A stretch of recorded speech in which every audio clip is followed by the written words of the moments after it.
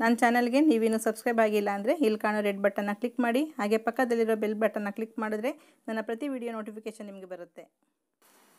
Hello friends, ಎಲ್ರಿಗೂ ನಮಸ್ಕಾರ. ನಾನು ಸಬ್ಬಸಿಗೆ ಸೊಪ್ಪು ಉಪಯೋಗಿಸ್ಕೊಂಡು ದೋಸೆ ಮಾಡ್ಕೊಂಡಿದ್ದೀನಿ. ತುಂಬಾ ಸಿಂಪಲ್ಲು, ತುಂಬ ರುಚಿಯಾಗಿದೆ. ಮಾಡೋದಕ್ಕೆ ಏನೇನು ಬೇಕು ನೋಡೋಣ. ಎಳೆ ಸಬ್ಬಸಿಗೆ ಸೊಪ್ಪು ತೊಗೊಂಡು ಚೆನ್ನಾಗಿ ತೊಳೆದ್ಬಿಟ್ಟು ಸಣ್ಣದಾಗಿ ಈ ಥರ ಹೆಚ್ಚಿಟ್ಕೊಳ್ಳಿ. ರುಚಿಗೆ ತಕ್ಕಷ್ಟು ಉಪ್ಪು ಬೇಕಾಗುತ್ತೆ. ಉಪ್ಪು ಜಾಸ್ತಿ ಬೇಕಾಗಲ್ಲ, ನೋಡ್ಕೊಂಡು ಹಾಕ್ಕೊಳ್ಳಿ. 2 ಹಸಿಮೆಣಸಿನಕಾಯಿ ತೊಗೊಂಡಿದ್ದೀನಿ, ಸ್ವಲ್ಪ ಶುಂಠಿ ತುರಿ ತೊಗೊಂಡಿದ್ದೀನಿ. ತೆಂಗಿನಕಾಯಿ ಫ್ರೆಶ್ ಕೋಕೋನಟ್ ತೊಗೋಬೇಕು, ತುಂಬಾ ಚೆನ್ನಾಗಿರುತ್ತೆ. 1-3 ಸ್ಪೂನಷ್ಟು.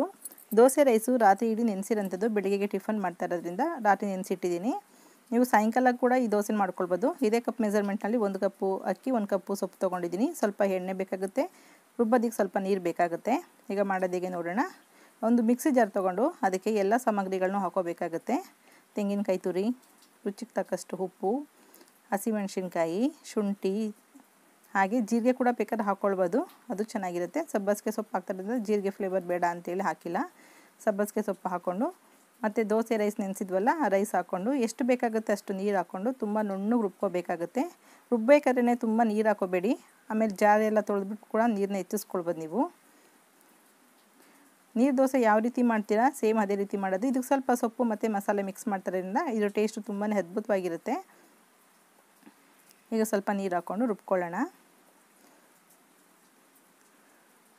ನೋಡಿ, ಈ ಹದದಲ್ಲಿ ರುಬ್ಕೋಬೇಕು. ತುಂಬ ನುಣ್ಣಗೆ ರುಬ್ಕೊಂಡಿದ್ದೀನಿ. ಪೇಸ್ಟ್ ಗಂಧ ಥರ ಇರಬೇಕು. ಆ ಥರ ರುಬ್ಬೋದ್ರಿಂದ ನಿಮಗೆ ದೋಸೆ ಸಾಫ್ಟಾಗಿ ಆಗುತ್ತೆ, ಹಾಗೆ ಕೂಡ ಜಾಸ್ತಿ ಹಿಟ್ಟಾಗುತ್ತೆ, ಒದಗುತ್ತೆ ಹಿಟ್ಟು ಕೂಡ. ನಾನು 1 ಕಪ್ಪು ಮೆಜರ್ಮೆಂಟಿಗೆ 8 ದೋಸೆ ಆಗಿದೆ.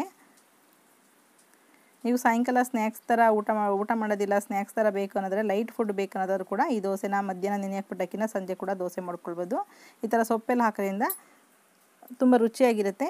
ಇದಕ್ಕೆ ಮತ್ತೆ ಏನೂ ಬೇಕಂತಿಲ್ಲ ನಂಚ್ಕೊಳ್ಳೋದಕ್ಕೆ. ಒಂದು ಸ್ವಲ್ಪ ತುಪ್ಪ ಇದ್ರೂ ಸಾಕು, ಅಥವಾ ಮೊಸರು, ಉಪ್ಪಿನಕಾಯಿ, ಚಟ್ನಿ ಪುಡಿ ಅಥವಾ ಜೋನಿ ಬೆಲ್ಲ ಒಳ್ಳೆ ಕಾಂಬಿನೇಷನು, ಆ ಥರ ಮಾಡ್ಕೊಳ್ಬೋದು. ನಾನೀಗ ಹೆಂಚು ಬಿಸಿಯಾಗಿದೆ, ಅದಕ್ಕೆ 1 ಸ್ಪೂನಷ್ಟು ಎಣ್ಣೆ ಹಾಕ್ಕೊಳ್ತಾ ಇದ್ದೀನಿ.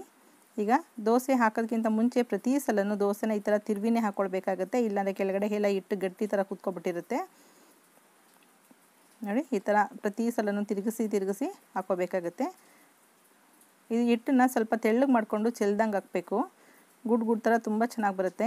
ಸ್ವಲ್ಪ ಎಣ್ಣೆ ಹಾಕ್ಬಿಟ್ಟು ಮೇಲ್ಗಡೆ ಮುಚ್ಚಿ 1 ನಿಮಿಷದಷ್ಟು ಬೇಯಿಸ್ಕೋಬೇಕಾಗುತ್ತೆ. ಇದನ್ನು ಒಂದೇ ಸೈಡು ಫ್ರೈ ಮಾಡ್ಕೊಳ್ಳೋದು, 2 ಸೈಡು ಫ್ರೈ ಮಾಡೋ ಅವಶ್ಯಕತೆ ಇರಲ್ಲ. ತೆಳ್ಳಗೆ ಇರುತ್ತೆ, ತುಂಬ ಸಾಫ್ಟಾಗಿರುತ್ತೆ. ಅಸಿಡಿಟಿ ಕೂಡ ಆಗಲ್ಲ, ತುಂಬ ಚೆನ್ನಾಗಿರುತ್ತೆ. ನೈಟು ಕೂಡ, ಈವ್ನಿಂಗಿಗೆ ಅಥವಾ ನೈಟ್ಗೆ ಅಥವಾ ಮಾರ್ನಿಂಗ್ ಬೆಳಗ್ಗೆ ಟಿಫನ್ಗೆ ಎಂತಕ್ಕಾದ್ರೂ ಉಪಯೋಗಿಸ್ಕೊಳ್ಬೋದು. ನೋಡಿ, ಎಷ್ಟು ಸಿಂಪಲಾಗಾಯಿತು. ಅಡುಗೆ ಮಾಡಬೇಕು, ಟಿಫನ್ ಮಾಡಬೇಕು ಅನ್ನೋ ಟೆನ್ಷನ್ನೇ ಇರಲ್ಲ ಈ ಥರ ಮಾಡ್ಕೊಳ್ಳೋದ್ರಿಂದ. ನೋಡಿದ್ರಲ್ಲ, ತುಂಬ ಸಿಂಪಲಾಗಿದೆ. ಒಂದು 8 ದೋಸೆ ಆಗಿದ್ದಾವೆ 1 ಕಪ್ಪು ಅಕ್ಕಿಗೆ. ನಾನಿಲ್ಲಿ ಪಲ್ಯ ಕೂಡ ಮಾಡ್ಕೊಂಡಿದ್ದೀನಿ. ಆಲೂಗೆಡ್ಡೆ ಮತ್ತು ಕ್ಯಾರೆಟು, ಟೊಮೊಟೊ ಹಾಕಿ ಒಂದು ಸ್ಪೆಷಲ್ ಪಲ್ಯ ಮಾಡಿದ್ದೀನಿ. ತುಂಬ ಚೆನ್ನಾಗಿದೆ, ಸಿಂಪಲಾಗಿದೆ, ಅದು ಕೂಡ ಬೇಗ ಆಗುತ್ತೆ. ಇದಕ್ಕೆ ಒಳ್ಳೆ ಜೋನಿ ಬೆಲ್ಲ, ಉಪ್ಪಿನಕಾಯಿ, ಮೊಸರಿದ್ರಂತೂ ಒಳ್ಳೆ ಕಾಂಬಿನೇಷನು. ಮಸಾಲೆ ಹಾಕಿರೋದ್ರಿಂದ ಇದಕ್ಕೆ ನಂಚ್ಕೊಳ್ಳೋಕೆ ಏನೂ ಬೇಕಂತ ಅವಶ್ಯಕತೆ ಇರಲ್ಲ. ಓಕೆ ಫ್ರೆಂಡ್ಸ್, ಈ ವಿಡಿಯೋ ನೋಡಿದ್ರಲ್ಲ, ನಿಮಗೂ ಇಷ್ಟ ಆಗಿದೆ ಅಂದ್ಕೊಳ್ತೀನಿ. ಇಷ್ಟ ಆದರೆ ಲೈಕ್ ಮಾಡಿ, ಶೇರ್ ಮಾಡಿ, ಸಬ್ಸ್ಕ್ರೈಬ್ ಮಾಡಿ. Okay, bye, thank you.